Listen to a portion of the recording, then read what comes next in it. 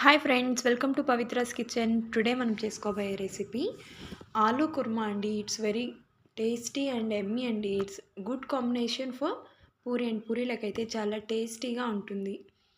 పిల్లలకైతే చాలా బాగా నచ్చుతుందండి. ఎప్పుడైనా డైలీ కాకపోయినా ఎప్పుడో ఒక్కొక్కసారి ఈ పూరి తింటే చాలా టేస్టీగా ఉంటుందండి.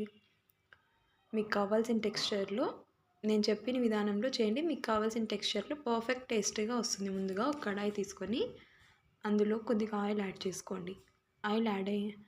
ఆయిల్ వేడెక్కిన తర్వాత అందులో కొద్దిగా ఆవాలు, కొద్దిగా జీలకర్ర వేసుకోండి.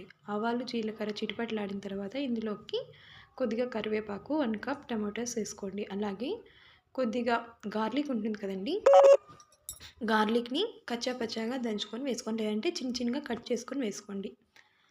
ఆనియన్స్ బాగా మిక్స్ చేసుకోండి. ఆనియన్స్ వేగితేనే టేస్ట్ చాలా బాగుంటుందండి. చూడండి, ఇందులోకి మీకు ఎంత కారం కావాలో మొత్తం ఎంత కారం కావాలంటే అంత కారం పచ్చిమిర్చి వేసుకోండి. ఇందులోకి సపరేట్గా కారం యాడ్ చేసి టేస్ట్ బాగుంటుందండి. మీకు ఎంత కారం కావాలో మొత్తం అన్ని పచ్చిమిర్చి వేసుకోండి. అలాగే నేను ఇక్కడ 1 టమాటో కట్ చేసి వేస్తున్నానండి. మీరు కావాలంటే ఇందులోకి క్యారెట్ కూడా యాడ్ చేసుకోవచ్చు, చాలా టేస్టీగా ఉంటుంది. కొద్దిగా సాల్ట్ యాడ్ చేసి బాగా మిక్స్ చేసుకోండి. మిక్స్ చేసుకున్న తర్వాత బాగా మిక్స్ చేసుకోండి. టమాటా అనేది బాగా వేగిపోవాలి, బాగా మగ్గితేనే టేస్ట్ అనేది బాగుంటుంది. ఇందులోకి నేను కొద్దిగా గ్రీన్ పీస్ యాడ్ చేస్తున్నాను. మీరు కావాలంటే క్యారెట్ కూడా యాడ్ చేసుకోవచ్చు. బాగా మిక్స్ చేసుకొని గ్రీన్ పీస్, నేను ఫ్రోజన్ గ్రీన్ పీస్ అయినా యూజ్ చేయొచ్చండి మీరు. నేను ఇక్కడ మామూలుగా పచ్చి బఠానీ ఉంటుంది కదండి కాయలు, ఆ బఠానీ వేసాను. ఒక 2 మినిట్స్ బాగా వేయించుకోండి. ముందుగా ఆలు ఉడకబెట్టి పక్కన పెట్టుకోండి. నేను ఇక్కడ ఒక 4 ఆలు యూజ్ చేస్తున్నానండి. ఉడకబెట్టి పక్కన పెట్టుకొని బాగా స్మాష్ చేసి వేసుకోండి. లేదు, నేను ఇక్కడ గరిటెతో స్మాష్ చేసి చూపిస్తున్నాను మీకు. బాగా స్మాష్ చేసుకొని వేసుకోండి.